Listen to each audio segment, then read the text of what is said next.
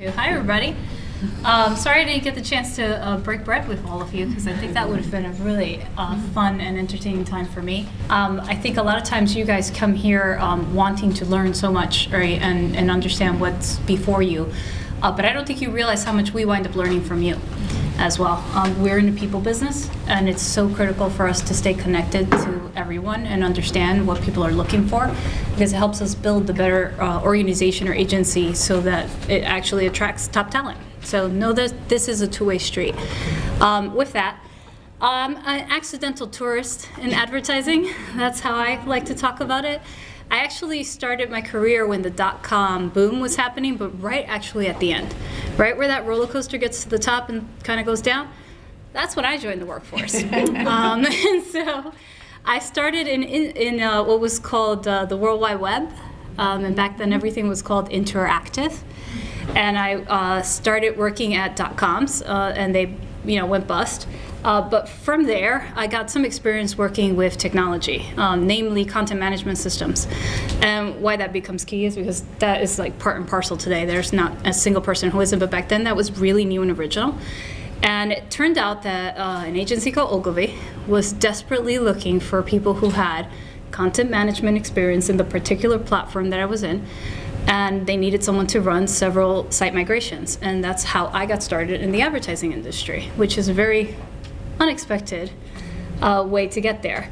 If I highlight just one thing that has made me successful in my career every step along the way, is my relentless focus on business. Okay, because that's why we're here.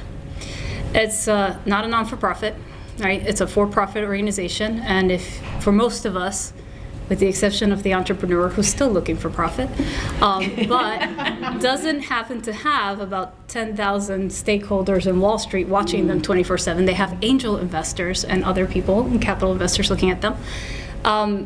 That is a critical aspect that if you don't have respect for that, but also an understanding of what that may mean in terms of how you structure your organization, how you work with your clients and meet their needs, and how you really try to drive forward a holistic vision against what it is that you can provide in the marketplace, it puts you at a significant disadvantage, especially once you get past the level of what I would call best-in-class performer into best-in-class management, and then eventually best-in-class leadership.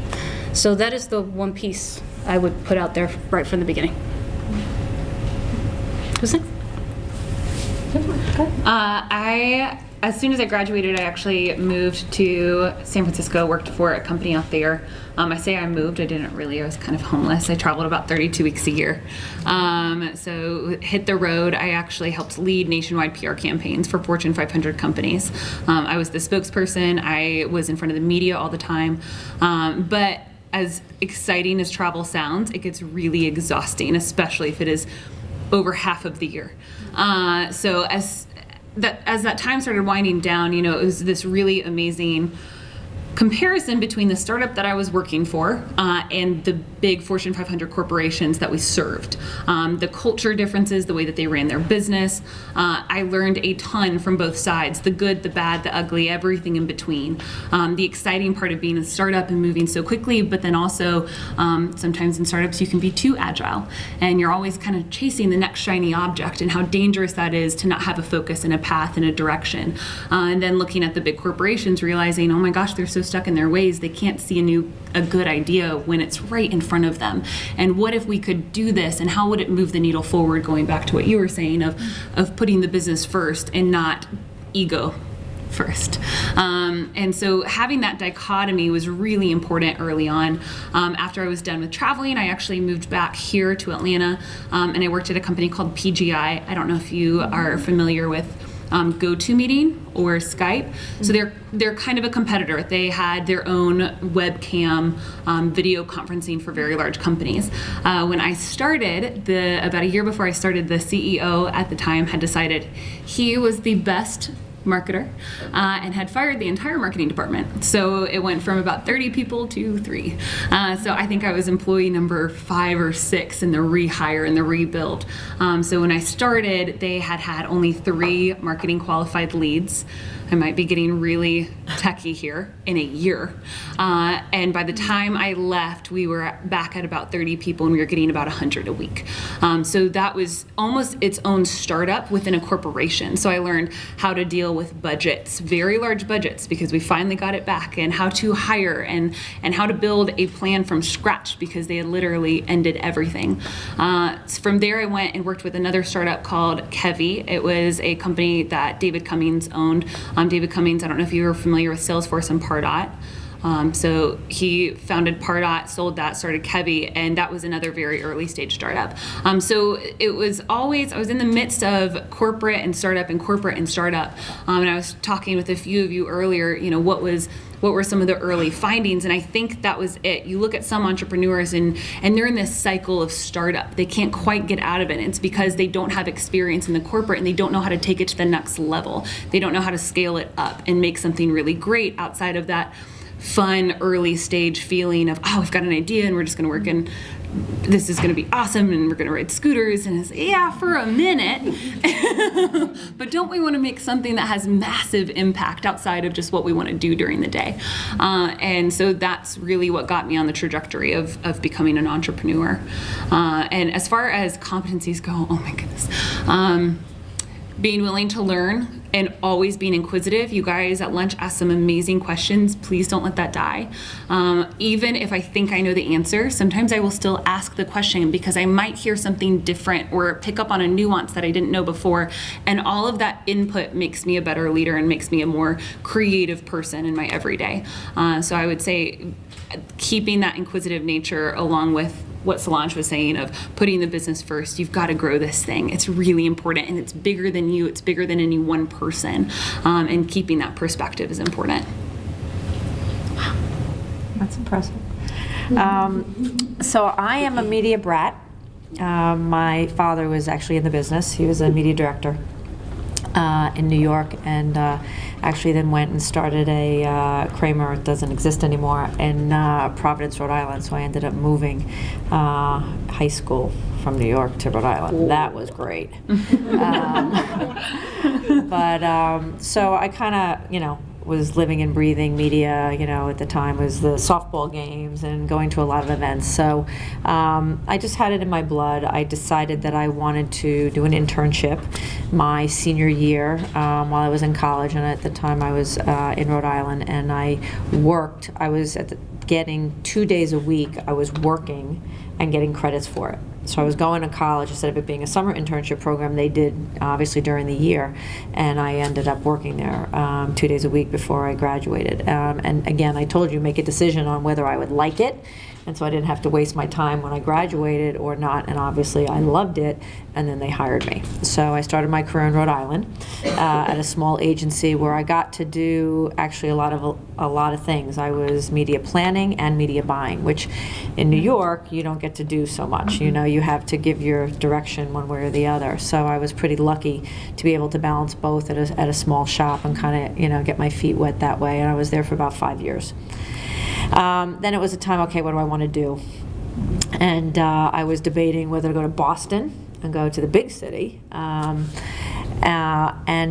summer I met a guy who happened to live in New York, and it didn't frighten me as much because I had never been to New York. And I said, all right, I'll try. So I started doing some interviews in New York. My parents were completely freaking out. I swore that I wasn't moving for a guy. It's not the guy, it's the career, I promise. Got the jobs, sold my car, moved within 3 months. My mother was completely freaking out, and ended up working at Gray Advertising, and started as a supervisor, having to choose. And I then had to choose planning, buying, national buying, local buying, because it became very specific because the agencies there are much bigger. And I got a lot of great direction on go national buying. Local is not where you want to go.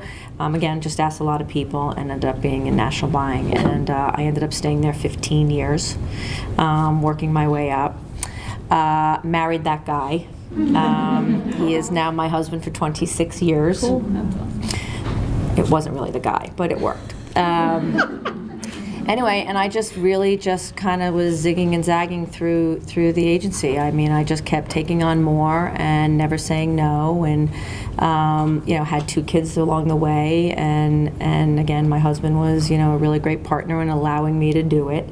Left that agency after 15 years and went to another agency where I then ran all of media. So I became president of an all investment at MediaVest, where I did digital, out-of-home, print, local, national. So I got the whole breadth of the whole gambit. And at the time, digital was kind of small; it didn't really exist. So I started really kind of putting together digital and linear, because it was 2 separate entities. You went over here for digital and over here for linear. You kind of still do that a little bit. It's not really, it's not merged yet. And then 5 years ago, and again, I'm fast tracking because I was agency side for 25 years. I got the opportunity to go on the sales side into a media company, and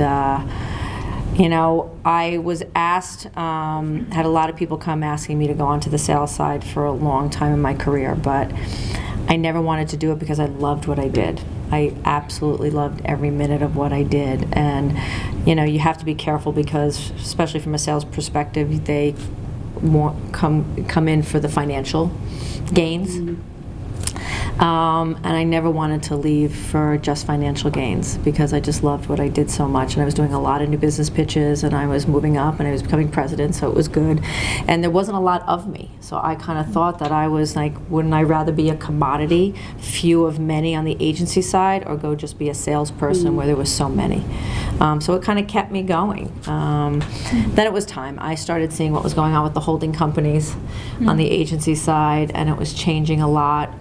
The human capital, in my mind, was getting kind of put in the back burner. I'm very team oriented. I take educating and mentoring my team very seriously, and I kind of didn't like what I was seeing at the top, and I thought it was time to kind of move on. So I am considered a change agent. I like to help change cultures. I like to get companies into the next evolution of what is happening.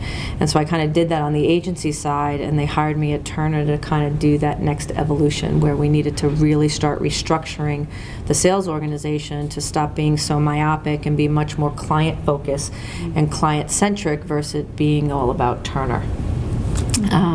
So I love it. That's where I am now. My kids are, I think, much stronger knowing that I'm a working woman. I will tell you, my daughter was hell. Okay, absolute hell. My son was fine. He didn't give a if I was home. My daughter was a pain in the now, as a junior at USC, and I'm being taped, sorry. I'm a New Yorker. This is what we do. She now appreciates it. It wasn't until I want to say at the age of like 14, I had won advertising award, and she had come, and there was like 500 people, and she had seen just her eyes kind of wide open.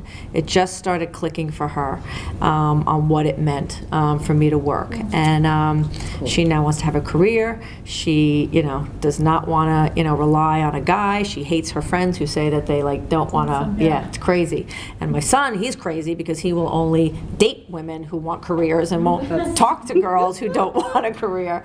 So I kind of created some monsters, but it's really nice. So along the way, it's a little bit of a balance, and you'll see we'll talk about that between life balance. But it's an amazing way. So we'll talk about that later. But I'm excited.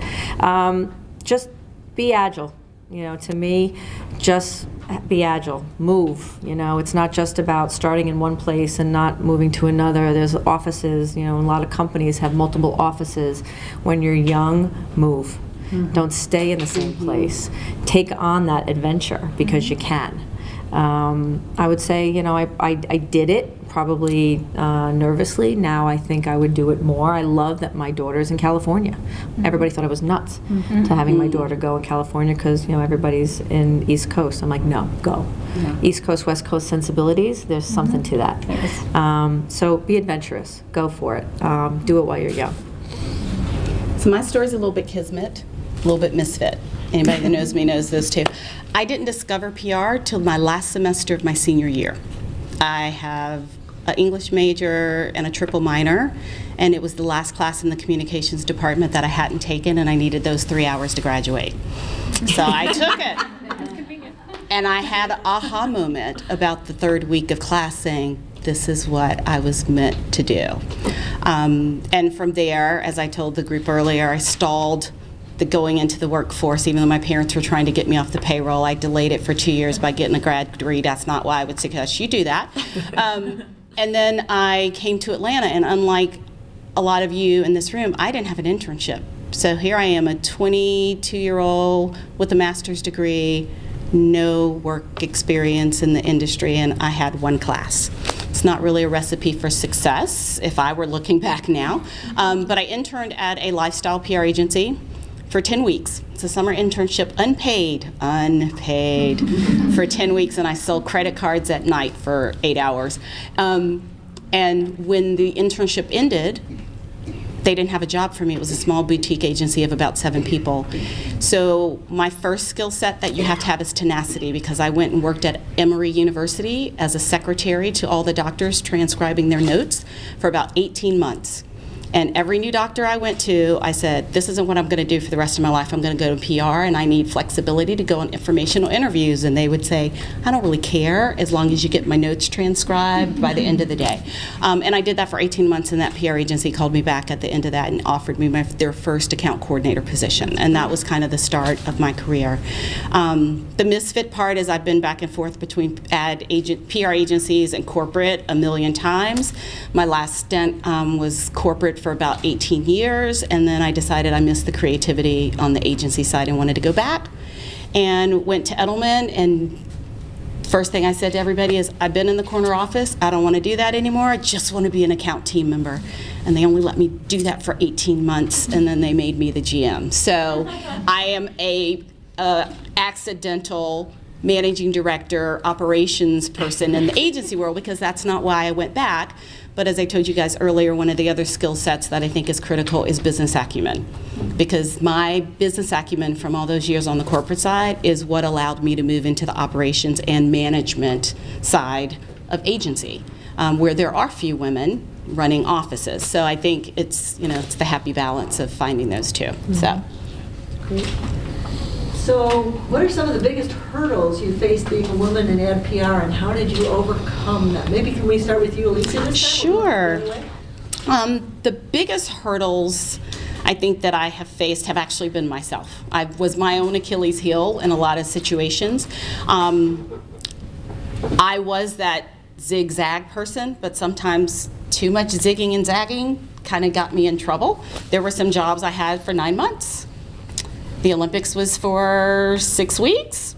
Probably not the smartest decision I made. In my head, it wasn't, oh, it's only a short period of time that those games are going to be happening, and you're going to be out in the market again. Didn't cross my mind.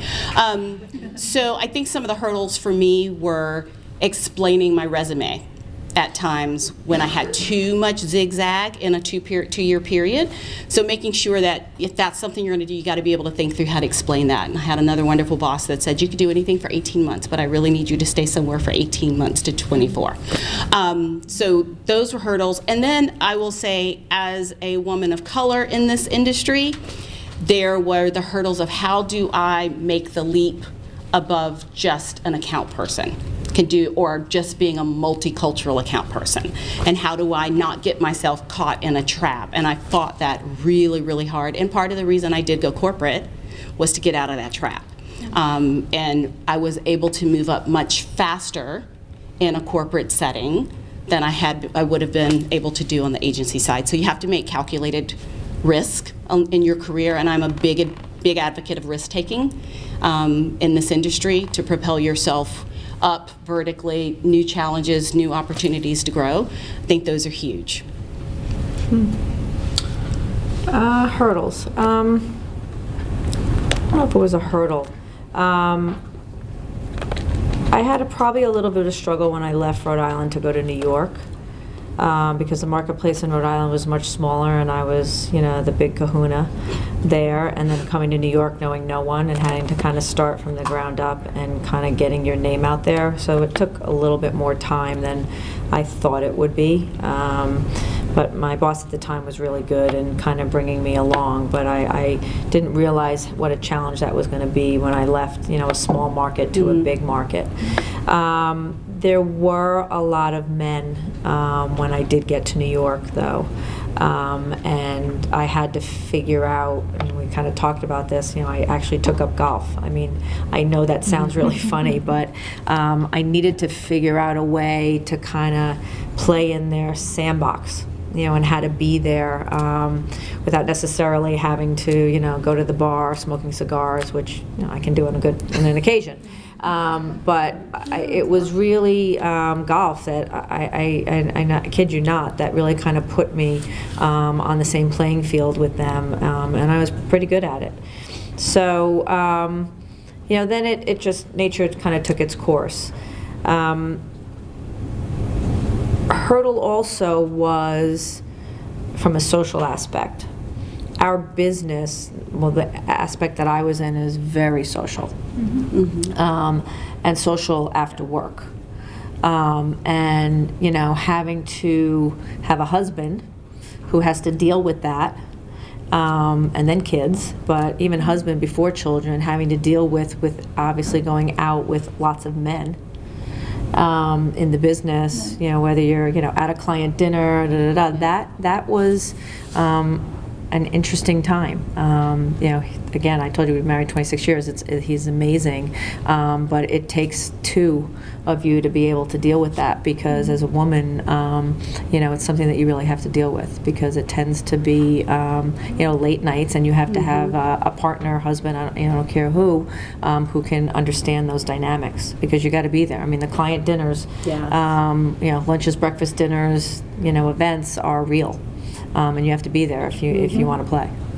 So true. Right? Choose your partner wisely. Yeah. Choose your partner wisely. Yes. It's true.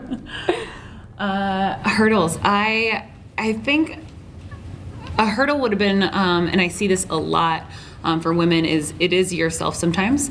People say, how are dynamics with men? And sometimes it's actually your own self-doubt that you're projecting onto other people. And then all of a sudden you're kind of paranoid because you're like, oh, they think that I'm less than. No, they don't. Actually, you do. So watch your own self-doubt, because that is going to really inhibit your ability to move forward. And it's always going to put a wall between you and other people, because you're always kind of assuming that they think the worst of you, and they don't. For the most part, they're ready for you to step up and take a bigger role, or give your ideas, or give your opinions. That's not to say that's always the case. But a lot of the women I mentor too, the biggest problem is not what other people say or do or think, it's their own self-doubt projected onto people.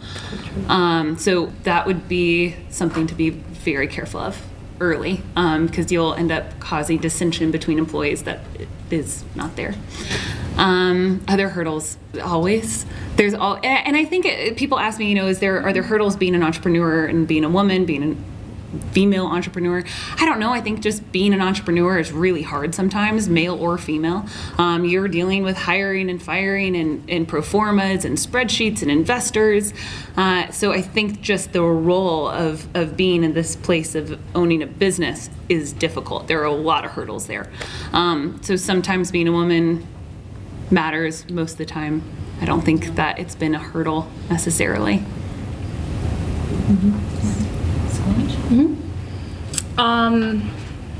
So this is a complicated question, because I agree with pretty much everything everybody said here. But I personally like to go down the path of acknowledging what I call nuanced or institutional and unconscious bias and structure that doesn't actually support women and people of color and other people from a diversity perspective. And the first thing I want to say to you guys is, it's real. So I was just going to put it out there, because you need to know that. It's actually real. And I think probably everybody on this panel, many other women who have succeeded, will sit there and say, well, not that we didn't see them, because I think we all saw them, we just figured out a way around it, right? You pick up golf, you go corporate, right? You figure out how to self-doubt and kill that and go forward with what you need to do despite it all, right?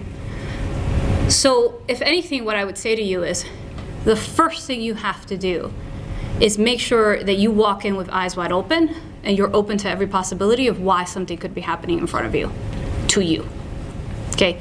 And it could be anything from a personal thing all the way through systemic unconscious bias within your organization or within your culture or within the corporation, because it is real, okay? I don't know if everybody can tell, but I think that we can tell. I am actually pregnant right now. This is my third child. I'm 5 months along. I have a 12-year-old and an 8-year-old. 5 months, you look amazing. Oh, thank you, thank you. A 12-year-old and 8-year-old, I've been married for 17 years.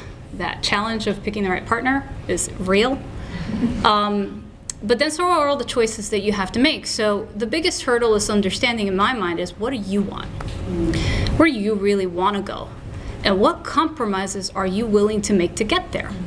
Okay? So I'm going to give you an example of what I mean about that, because I think it's important for people to see an alternative path of how I chose to get there, despite the hurdles that were absolutely facing me. And so I didn't actually, first and foremost, I didn't go down the path that would have gotten me the most amount of career projection in the least amount of time. I didn't go account services. I didn't start there. I actually started in project management. But what I had that was different, and what I love, by the way, is technology. And that's how I sort of walked into the entire field to begin with. And what I love is what the power of technology, and today we talk a lot more about data, is the power of what that can do for how we affect marketing, specifically relative to how we can connect with consumers more effectively so that my client does the number one thing they need to do, which is sell, okay? That's what I'm passionate about, right? But it happens to be that mindset about 18 years ago when I started about leveraging technology and eventually leveraging data to drive marketing in a different way was unique. It was a very unique expertise. And it allowed me to come to the table from a different perspective where I didn't have to do certain things that other times you would have had to do because you were one of 100 account people, or you were one of 100 media leads, or you were one of 100 whatever. I was one of like 5 who could talk against technology and how it was in digital and how it was revolutionizing what we were doing. And even though I wasn't the account person, I had to be in the room, because no one else could explain why, right? And I could talk so well to technology and play translation layer between that and our account people, as well as our creatives and our client, that it was a requirement for me to be part of almost every conversation, not because it was my role, but because somebody needed to explain why the site couldn't go live. That's so unique that these are the things that I was able to do as I compromised along the way in my career. I didn't go to the dinners. I didn't go out. I'm pretty committed till this day about what I actually choose to attend and what I don't attend. And I am incredibly particular about it. My socialization is incredibly limited. I will tell you that there is no question in my mind that that has also limited the exponential or not exponential nature of my career progression. Okay, so if I could have gotten here, if I would have done all of that, I've only gotten here. I'm aware of that. And I share that with you because I think you should be aware of that. But I want you to know that that was my choice, that I made that decision, because I wanted to be a different kind of partner in my relationship. And every single day till this day, 85% of the time, I have breakfast with my kids and I have dinner with my kids. Those are my rules, and I'm okay with it. You need to know your number one hurdle is, what are you okay with? What are you willing to do? What are you not willing to do? And what are you willing to compromise or give up on because of the choices that you're making? To me, that is the answer to self-fulfillment. It's not happiness, by the way, because it's freaking hard. But it's just really difficult. But then it gives you that sense of confidence as nope, this is my path, this is my choice, I made the call. right? So there are times where I don't get included in things all the time, but I'm okay with that because I'm choosing these things, not these things. So that's what I would say to you guys as you start thinking that through and figuring out your path and how you go forth. Can I add something to that? Because I'm not married and no children. Conscious decision, right? But Yeah. to your point, I knew what I was giving up by making that choice, but I also know the trajectory of my career. I also know the pitfalls of that because I was often asked to work late because this is the debate that goes on in every office. I was asked to stay late because who did I have to go home to? Right? So it's that balance of setting your guardrails and saying, I have friends to go home to. I have a puppy to go home to, But I think to that conscious choice, those are the types of choices that you all will have to make as your career progresses. And if you don't make the choices, you're going to fall into a path and you're going to be like, how did I get here? Yeah. Yes. Someone else will make them for you, by the way. Yes. Somehow everybody's comfortable with that. Well, shifting gears just a little bit, because this is great. How important are mentors? Do you have, or did you have, do you still have, and, how do you best identify them? And then, does it matter if they're male or female? That was a multi-part question, but Yeah. No, I have tons of mentors. I actually have what I call a board of directors. It's a common term in the industry. And I have several mentors in the industry, outside of the industry, men, women. They are my sounding board. They are the people that keep my head on straight. They're the ones that tell me when I'm sniffing my own exhaust and thinking I'm better than I am. I mean, they're fantastic. But even as important as mentors, I have had sponsors and advocates over the course of my career, and these were people inside the organizations where I was working that were advocating for me because they had influence up the chain and were able to give me opportunities to take on special projects. They were able to raise my name in the room when an opportunity came up and nobody may have thought of my name, and they brought it up. So I think it's important to have both, but make sure you have a broad spectrum of mentors. Yeah, I agree with that. I mean, I can't say that I had one mentor, and I've learned from every boss that I ever worked for, men or women, and I think that's how you have to look at it is, and I've learned who I don't want to be with some of the people that I have worked for too. So I don't think it's just about learning. I also think it's about understanding who as a leader and who as your career path is, what you like about that person and how they're leading you and managing you, and what you don't like about that person. I always ended up being, playing good cop, bad cop. For whatever reason, I always worked for really, really tough men, and I was always the good cop. But you needed to know your role. But there were definitely things on certain levels of people that I worked for that I was like, that I will never do. But then there were things that was like, okay, that was good. And I think if you take it that way of, I liked having different bosses because every boss is different and you learn from every single boss you have. A male boss is very different than a female boss. I don't know if it has to do with gender either. I think different personalities and different people also tend to lead. Not everybody's a good leader. You will learn that. They get there for whatever reason, but that doesn't mean they're a good leader when they're in that role. Yet you still have to follow. Yes. Yes. Even if they're not. Exactly.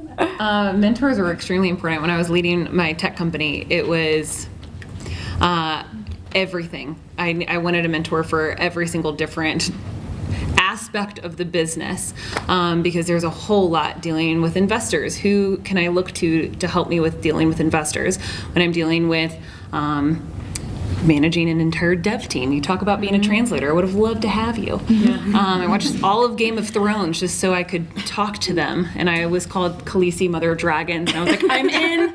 This is the best. But managing a dev team and managing sales against dev, and I mean all of these different things.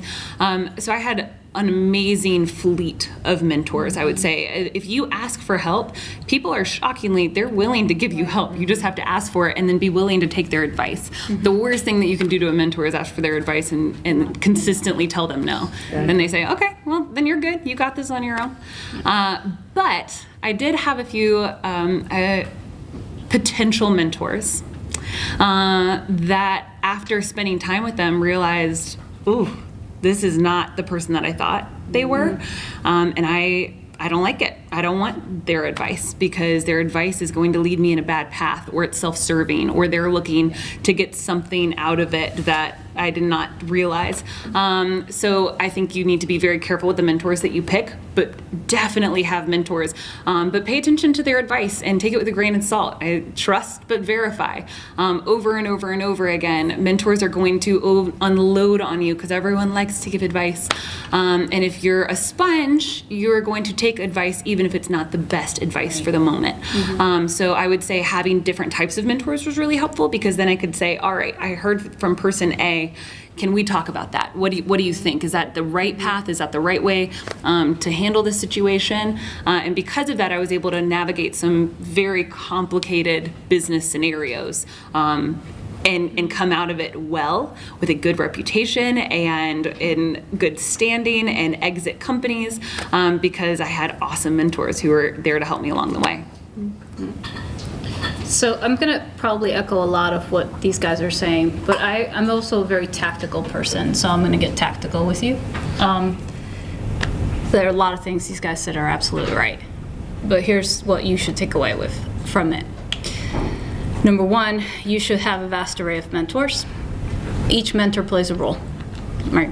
You got to figure out what roles you need in your particular situation, whether it's I need some finance guidance, I need some tech guidance, I need some media guidance. Everybody plays a role and an angle and a perspective, because that's part of you widening your breadth and your perspective on how you should be seeing the situation, because you're bound to see it from your bias, from your angle, right? So this is part of what these mentors are supposed to do for you, is broaden your spectrum of how you see something. Secondly, you have to have mentors who are inside your company and outside of your company, inside of your industry and outside of your industry. Okay, you cannot just have them all in your company. That's not going to help you, because there's going to be sensitive issues that you're going to need to talk about that you can't talk about in your company. And just don't, okay? It'll get out. I don't care how much they tell you, it's not going to happen. It will get out. So just don't do that. So who's outside your company that you can trust? But you also need outside of your industry, because eventually you will get to know an industry. And you will, I call our industry, in a very loving way, because I'm here and I've been here for a solid 18 years and I'm not leaving. It's like living in Wonderland, okay? Sometimes it's like, I'm Alice and we're in Wonderland. How the hell did this happen? Every industry has its quirks and its nuances, and things that literally are blind sides for the industry. They can't see past a certain point, which is why you need external. Because other people have solved that problem. It's the barriers of the industry and the tunnel vision that they have that is keeping that industry from making whatever changes they need to make. So know that that's the purpose of that. The last thing is you should have a diversified set of mentors, okay? And it absolutely has to include men.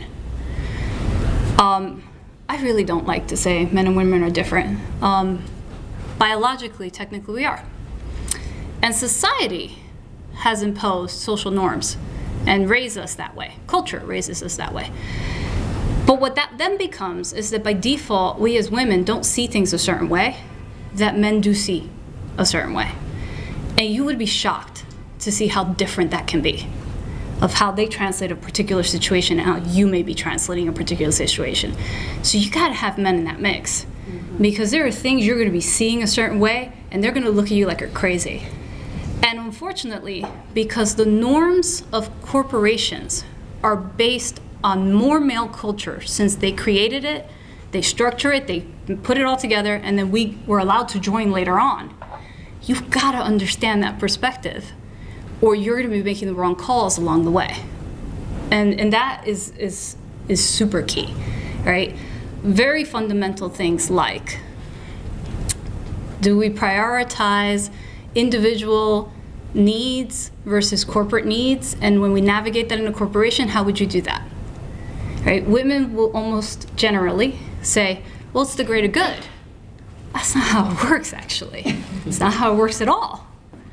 It's about what kind of relationships and alliances you can structure in a way that you build a cohesive enough, strong enough side of a team and a perspective that's going to win the game.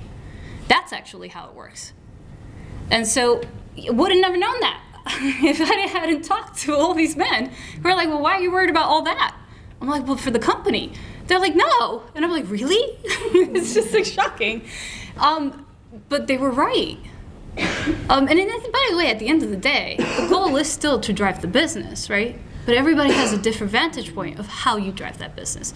Question is, how do you corral the right kind of support network to be able to propose your portion of it?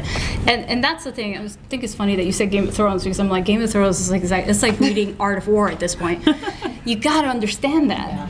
You've got to understand that aspect of it. Not a bad idea, by the way. Pick up Art of War. Not a bad idea to think about things like Game of Thrones, because it does teach some of that in terms of how you would be putting that mindset. Remember, at the end of the day, we're in a corporate environment.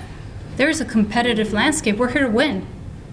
And even that, by the way, that I say that so freely, I think is surprising to a lot of people.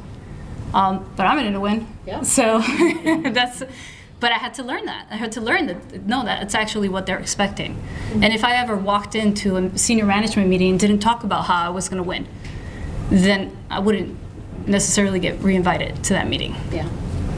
So were any of you, I know Donna, you mentioned this briefly earlier, but were any of you ever considered, like, did they say, oh, they're one of the boys? And if you were, was that a good thing? Was that considered a good thing? I never was. Never was. So. I can play in both worlds. So you know, when I'm hanging out with men, not that it's always just with men, I can hold my own, and then hanging out with women, and I can. So I never. I never chose one way or the other. That's it. Right? You never have to. You don't have to choose. You don't have to choose. You don't have to pick a team. It is about being able to adapt and understand what the goals are, and there's a lot of benefits from both groups. Right. Mm-hmm. Now, that said, the boys club does exist. Totally. It's totally there. Yeah. It manifests itself in weird ways today. I would say that. You can have anything from the boys club of the stupid frat joke variety. It's still alive and well in certain circles. To the boys club where they're simply not understanding where decisions are being made that negatively impact others, right? So that's more of the unconscious bias aspect of it, right? You can still have that. Things like, for example, it's interesting you brought up golf, because we were at another conference where someone talked about golf as a challenge, but one of the things that they said is, why is there a default assumption that the only way we can entertain ourselves are through drinking, through golf? And that's pretty much it. And there's other unfortunate things that they like to do. But that really technically you shouldn't be doing, because there's no company that would ever acknowledge that they do it. So then why do they? Right? So it's things like that where it's just a little frustrating, because it's like, it's a bit hypocritical from our own people in our own industry. That said, golf is not the only thing that you can do, right? And if those moments which are critical, socializing, networking, breaking bread with your client, absolutely critical things that you have to do, right? Those are the things that I would go to, right? When you have to do those things, you gotta at least be conscious of the fact that others need to do it. So little things like, why is everything always after work? Yeah. Can we get more people to do things during lunchtime? Or maybe breakfast might be easier. You know, just different things that you could potentially do to ensure that the full breadth of your team can make it and can be there, to help drive breaking up some of that stuff as well, so that it's not constantly you're at a disadvantage or your women are at a disadvantage because they can't go. You know, that kind of thing can really help to break up that sort of unconscious boy club thing. We have a kickball league. Yeah, I mean, there's so much you can do. A kickball league. So what, if anything, should students be doing now to prepare for leadership positions in the future? Leading. Sometimes organizations on campus don't just be a member. Lead. Step up to leadership roles. Start to learn those leadership skills.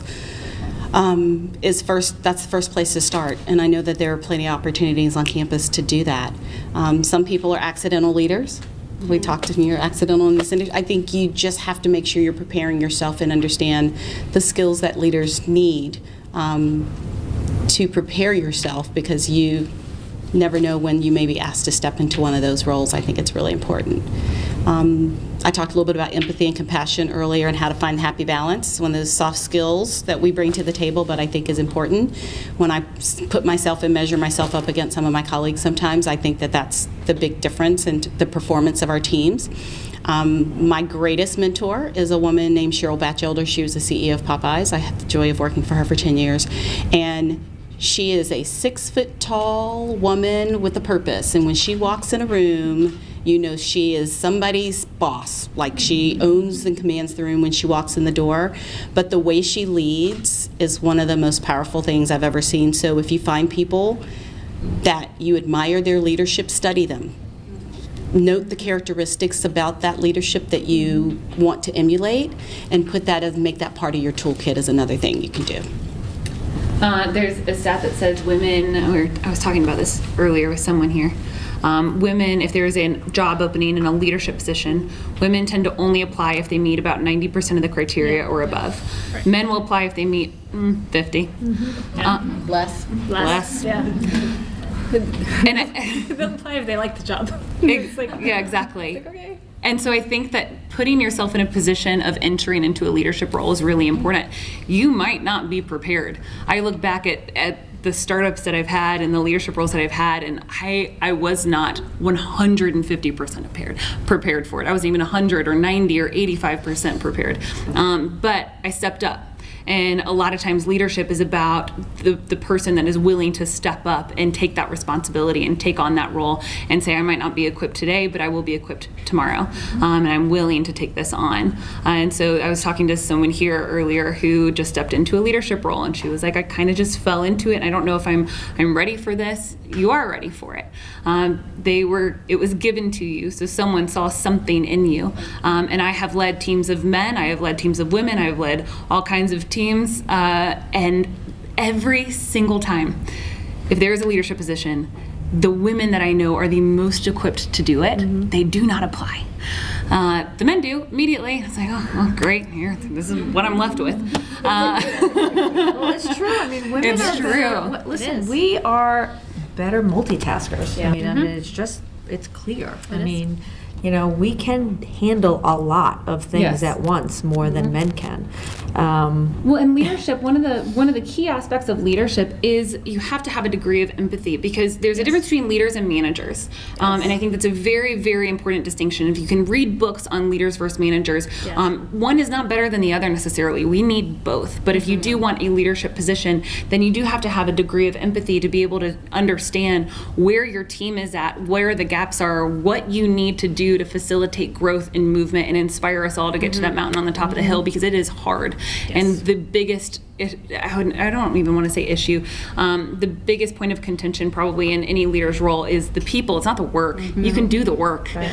All of you here can do the work. It's the people, and making sure that the people are on board to go with you. That's right. You don't want to be the crazy person running up the hill with the flag and nobody's following. Yeah. Which is a chronic thing, by the way. That's usually bad leadership is more common than it should be.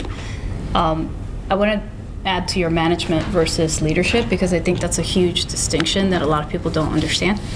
Management is what you need to have when you're trying to keep everything exactly the same, and probably your main focus is to drive efficiency and effectiveness of what you're doing. So you already know what you're doing. You know, you just don't want to take 10 steps, you're going to figure out how to take 9 steps, right? So you're being more efficient, or you're going to up the quality of what you're doing so it's more effective, right? That's what you're doing there.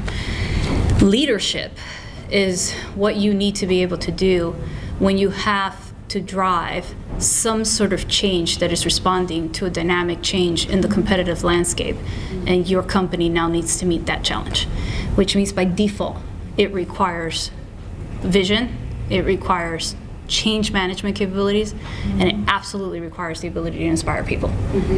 They have to follow you, right? You can give them the best strategy in the world, but if they don't believe, then none of it matters, right? Execution is actually more critical sometimes than even having the best strategy. So what do you need to prepare yourself for? What kind of things should you be doing? Definitely experience leadership, but you got to go out there and experience, you got to take a risk. You really, really, really have to be willing to take a risk. You have to be willing to fail. Failure is the price we pay for knowledge. Okay? Fail forward, though. Yeah, but when you fail, yeah, exactly, fail forward. Make sure you have a backup plan for how you're going to do it. But you should actually plan to fail. That is a huge part of the job. I make jokes about some of my biggest failures because I think it's important for my team to know I recognize that one didn't work. And it's important for them to know that, yeah, no, I'm fully aware of that. That entire thing I made all of you do kind of flopped. Sorry about that. Let's try again. But that's so critical. That is so critical because that's really, truly the only way you learn. But for you personally, what you need to understand is that's not a reflection of your capability, and that's not a reflection of your worth. And that's usually the hardest part. Yeah.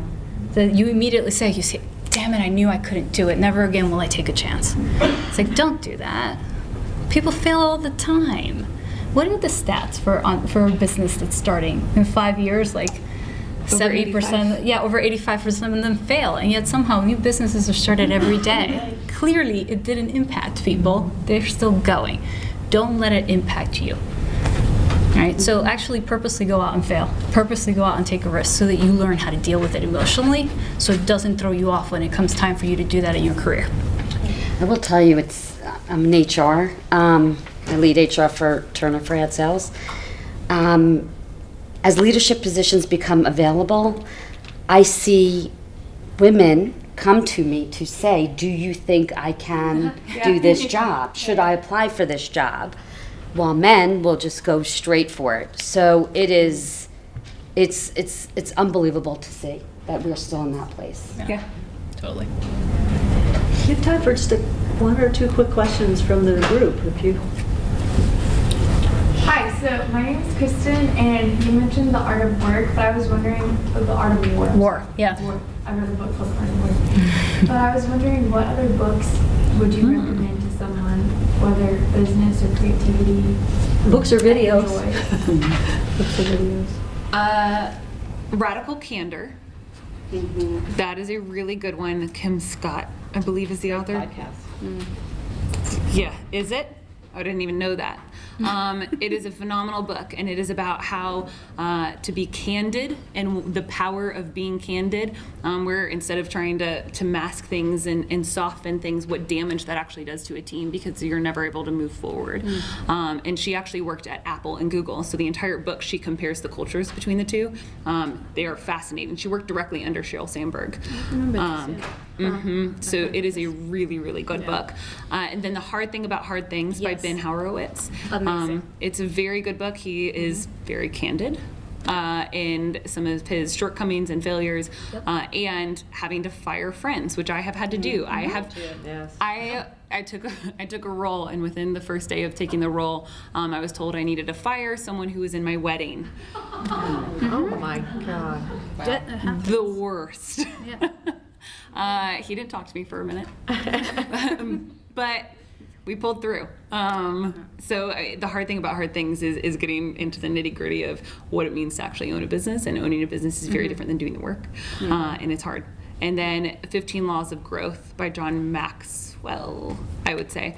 That's a really good one. It's an easier read, but it speaks more towards your personal growth and not necessarily your role as a leader or business owner, but it's good. Did you like Lean In by Sheryl Sandberg? Sometimes. I know, some of it. Sometimes. I agree. I agree. That was my reaction. Sometimes. Yeah. I mean, I read it, and some of it made sense. I was like, no, And I said some of them not so much. Yeah, right. Yeah. Why do I have to do that? So Yeah. here's the piece I would say to you. Sheryl Sandberg based a lot of her work on a research that was done and is captured in another book called Women Don't Ask. I actually think that book is better. And it covers off on the research on a lot of the findings that she has in her book as well, but this is the two researchers talking about it, and why women don't ask, and the social science behind what they found. So if you really want to understand those pieces and how that may be a reflection of you, or what your friends are doing, or what's happening overall, that is actually a stronger book around that. But I agree with you, it was sometimes I was like, okay, sometimes I was like, not really. So, but She made a lot of money. yeah. But you know what she did do? She brought the issue back to the table. She did. She brought it back up to the table. It became part of our public and media discourse, and there's value in that, right? Yeah, there's this one company that they created this lean-in group, and it's women only. That's that's defeating the purpose. What are you doing? Right. So, Don't do that. Don't do that. I mean, I say all the time, this is only 51% of the problem. There's 49% who still has to also agree, right? And also has to change, right? I don't have any sons, but if I had a son, I know the first thing that would bother the shit out of me is that he wouldn't be allowed to cry. And I'm like, why would that be something that would be, why is emotion not allowed just because you're male? Just as much as I would say, why is emotion not allowed to be expressed if you're female? But men don't even get to touch any of the emotions outside of like anger. And that's just strange, because it makes them very disconnected from certain things, and then you're sitting there struggling to try to get them to understand perspective. And that just makes it harder for me as someone who's trying to lead an agency, right? Because a good portion of my team, or half of it, can't emotionally understand why this could be a problem. And so you're just like, okay, well, let's see, where can I start? Let's imagine it was, I don't know, your daughter, maybe that'll help. I mean, then you start trying to come up with things. That's ridiculous. We're not helping ourselves when we do that. John Maxwell, by the way, is amazing. I like his level, I think it's 5 Levels of Leadership. 5 Levels of Leadership. I love that book. That is a huge one. That's actually when I made the distinction between management and leadership, I got it from him. Yeah. So I got to give credit where credit's due. I'm reading Advertising is Dead right now by the co-founder of Droga5. I'm finding it very interesting. So I retire soon? Yeah. That's all industry, but I think it's interesting that you brought up the hard things about hard things. That's why he exited, by the way. That's obviously his whole theory. He walked away. I was like, oh, okay, well, this is a sign. Like, don't look at it as a sign. What's happening is that advertising is changing. Things shift. It's huge changing, evolution. right? It's very exciting. Yeah, It is. To me, it's thrilling. I love it. I think it's amazing. But know that, right? Know that you're walking into that type of industry. That it's not a status. Like if you want status quo, oil industry doesn't seem to be changing much. There's like that's pretty consistent. So, but dynamic, constantly changing, agile, adaptable. Sometimes a little bit more chaotic. Sometimes Alice in Wonderland. You're in the right place because that's exactly what's happening here. The personal books that I always rely on, I talk a lot about, is 7 Habits of Highly Effective People. I told you guys the first thing you need to know is yourself.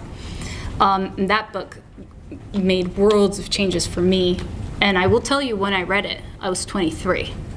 So it's had an influence in my life the whole way through, as I've thought through every step along the way and what matters to me and how I keep that sort of relentless focus and discipline against what I'm trying to achieve. So that one's great. But I wanted to share with you, you got to read outside your industry, right, so that you understand things. And the ones that I find fascinating, it's an entrepreneurship book, but I read The Hard Things About Hard Things because, and it's, I love that book. He's amazing and all the stories that he shares. But you wouldn't think, that's not a trade book, right? It's not the thing that you would be picking up. The other thing that I'm very fascinated by because it helps me understand things is financial industry. So Makers and Takers is a book you should read because it's about the financialization of corporations and American business and global business in general. And it's actually a daily challenge that I face. Even though it's not an advertising thing, you can see why some of the things that are happening, exactly what you were talking about.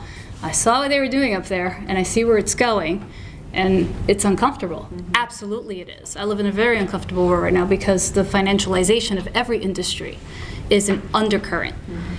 And that is in the finance industry. It has nothing to do with advertising. But if I didn't have a sense for what was happening there, it'd be harder for me to navigate the challenges that I'm daily faced with, or the problems that I'm being asked to solve on behalf of the network. So that's an example of something you should think about. Another example that is just really random, I get it, but I want to really show you guys. You got to keep your mind open to looking beyond just the place you work in and the place you live in, is the Dorito effect. Fascinating book about flavor in food. Okay, so why would I bring up something like the Dorito effect? I was thinking about bad breath. Yeah. The worst. The most interesting thing is that where did marketing start? CPG. And a lot of that is products and goods and services. These clients still pay a huge portion and still influence. Pritchard is the head of, Procter & Gamble. Okay. So this is important to note because there's a lot of things that could happen, and this is more of a social science phenomenon, more of a science thing, but what are some of the changes in other spaces or other aspects that mean for what it could mean for business, especially to our clients, and then therefore what it could mean for us. So if as an industry, we still get a disproportionate amount of our revenue from clients who value marketing in the CPG world, but there are cultural trends that are potentially impacting their ability to grow their revenue. Let's talk about nutrition and obesity and the lack of interest in sugar and how that impacts a lot of our, CPG clients who sell sugar products. That is the kind of thing you need to know. You need to know so that you can help your clients figure out, well, what do we do about this? How do we tackle this type of thing? And some of it may have very little to do with advertising as much as it has to do with marketing strategy. So that is the other place that is a tangential component that I would absolutely say you guys should stay abreast of if you're going to be in advertising or in PR. You better know marketing. Yep. It's like you need to understand that. So that would be every category, every business is we get affected by. Yeah. The automotive business, if it's up or down, affects everything that we do. Tech company, what's going on? AT&T is acquiring Turner. Yeah. I mean, we are now going to be a very different company in 3 to 4 months. Verizon, you watch out. Guess what? They're going to get tied to another company. They did AOL, but there's probably more to come. Sprint and T-Mobile now are talking about merging. I mean, there is like these tech content wars going on right now that is going to affect our business in a huge way long term. So every category, every industry that we're talking about affects us one way or the other, short and long term. I hate to call to the end here, but unfortunately we're out of time. But thank you so much.